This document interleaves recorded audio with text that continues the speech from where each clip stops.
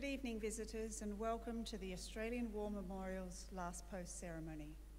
My name is Sharon Bown, and joining us today from the Australian Army is Regimental Sergeant Major Ceremonial Warrant Officer Brian Moore. We warmly welcome the family of Private Walter Henry Harrison, whose story will be told shortly. We also welcome Mr. Paul Goodchild, Associate Principal, Sydney Symphony Orchestra, who will sound the last post in this evening's ceremony.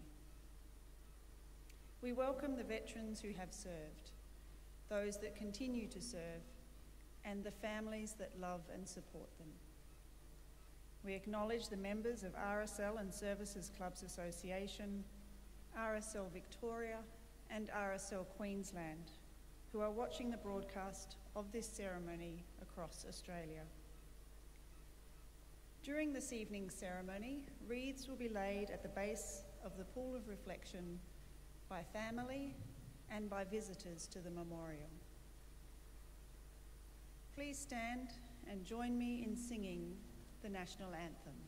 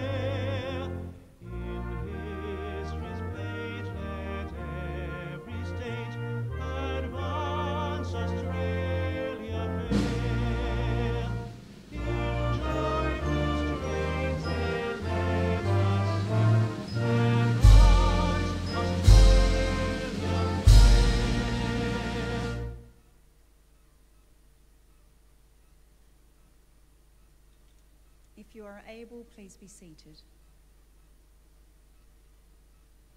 The Australian War Memorial was the vision of Charles Bean, Australia's First World War official historian. Bean landed with the Australian troops on Gallipoli and stayed with them at the front through to the end of the war. The idea of this national memorial and museum came to him at Pozières, France, in the depths of the bloody fighting of 1916. Bean's idea was that this would be a place where families and friends could mourn loved ones buried in faraway places. It would also be a place that could help all Australians understand what these men and women had endured and what they had done for us. Bean's vision, to which we remain true, is best expressed as inscribed in the entrance to the memorial's galleries. Here is their spirit, in the heart of the land they loved, and here we guard the record which they themselves made. Tonight we will read the story behind just one of those on the Roll of Honour, which lists the names of more than 102,000 men and women who have given their lives for us in war and on operations for more than a century. But first we present a lament, Flowers of the Forest. Wreaths and floral tributes will now be laid at the base of the pool of reflection.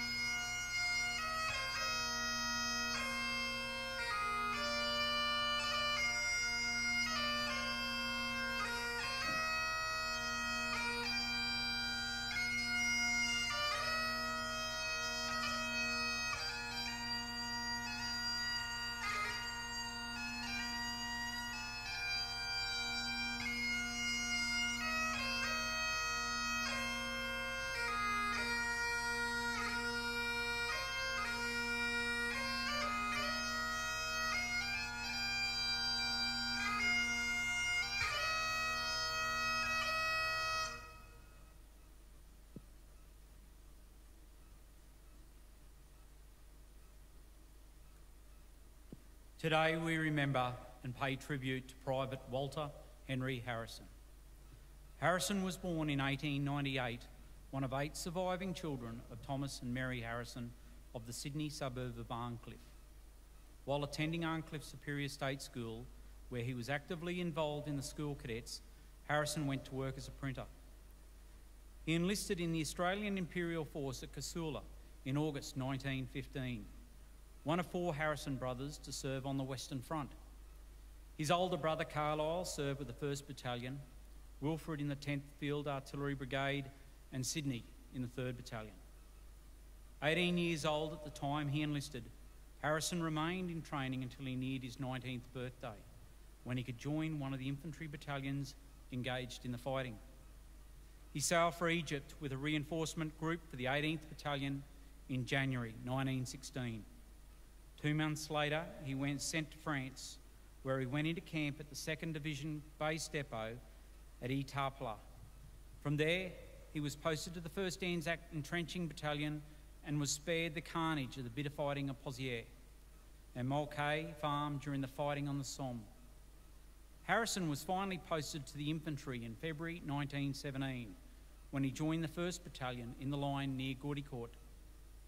According to family folklore, Harrison's brother Carlisle had managed to secure his transfer so he could take care of his younger sibling.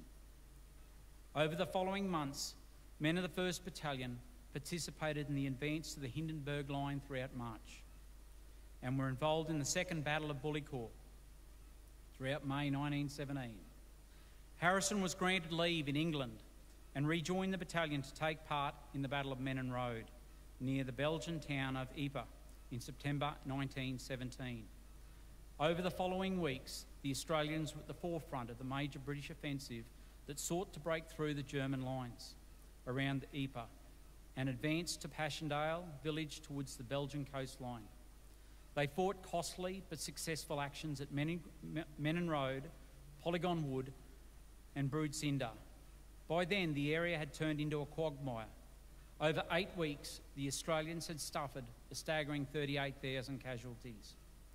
One of the most successful actions was the fighting at Brunside on the 4th of October 1917, which involved men from the 1st Battalion. The evening before the attack, the men made their way up to the line from Ypres and then took up positions near the village of Zonbecker. Harrison was in charge of a Lewis gun section that was preparing for action in the hours that followed. According to eyewitnesses, his gun team were hit with pieces of fragmentation from a German shell. Harrison and the other men took cover in a shell hole.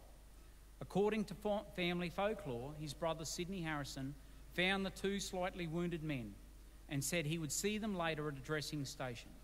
Nothing more was seen or heard from Harrison again. The other wounded man in the shell hole reported that Harrison went out to try and find medical assistance, but never returned. He was listed as missing, and despite attempts by authorities to find his whereabouts, a court of inquiry held in March 1918 determined that Walter Harrison had been killed on the 3rd of October 1917 and he was 19 years old. Harrison's body was never recovered from the battlefield. By administrative oversight, his death was listed as having occurred in France, and today he is commemorated on the Australian National Memorial at Villers-Bretonneux. The Harrison family were devastated by the loss. In 1921, Harrison's father Thomas wrote to the official war historian Charles Bean asking for any news of his son's whereabouts. It would be of great relief to me if something definitive could be ascertained of his fate. Walter Harrison's name is listed on the Roll of Honour on my right, amongst almost 62,000 Australians who died while serving the First World War. His photograph is displayed beside the pool of reflection. This is but one of the many stories of service and sacrifice told here at the Australian War Memorial. We now remember Private Walter Henry Harrison, who gave his life for us, for our freedoms, and in the hope of a better world.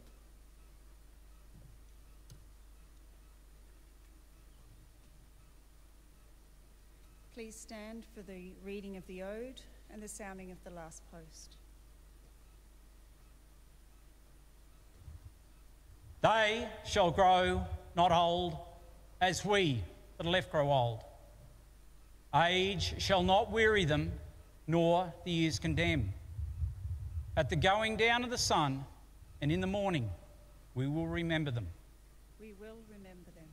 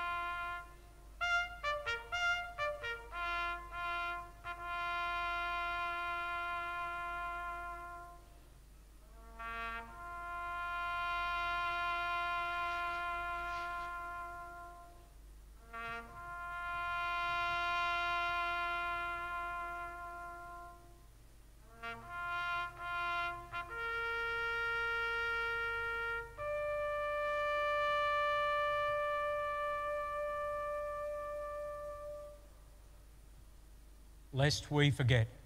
Lest we forget.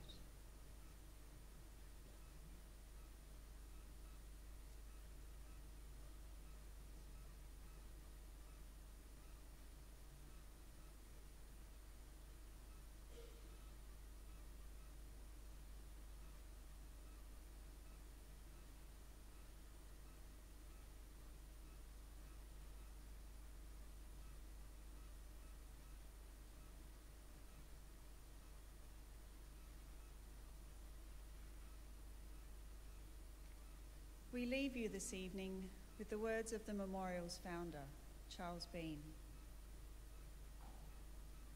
Many a man lying out there at Poziere or in the low scrub at Gallipoli, with his poor, tired senses barely working through the fever of his brain, has thought in his last moments, well, it's over. But in Australia, they will be proud of this. Ladies and gentlemen, girls and boys, that concludes the last post ceremony. We thank you for visiting the Australian War Memorial, and we wish you all a very good evening. Thank you.